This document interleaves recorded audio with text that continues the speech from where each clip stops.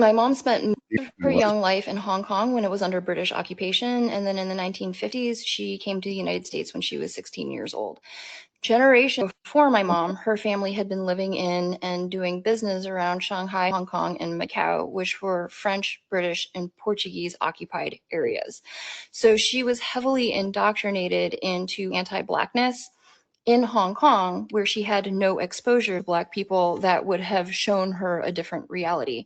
And furthermore, what she was indoctrinated into is the idea that an Asian can elevate their status in white spaces by aligning with white supremacy, which includes aligning with anti-Blackness. So Wow. I think what my mom was doing with me is that from a young age, she saw that I was having a hard time as an Asian American assimilating. So she felt that if I associated with Black classmates, that would make assimilating into white spaces even harder. And she was concerned that associating with Black classmates would negatively impact my status in white spaces. Well, we all know with me that the outcome was I understand very clearly what spaces I want to be part of and what spaces I don't. So my mom was really proud that she was westernized. She was proud that she spoke English without an accent, that she was very well versed in European culture, and she actually looked down upon my dad for being what she called traditional and therefore backwards. Right, so where was my dad in all of this?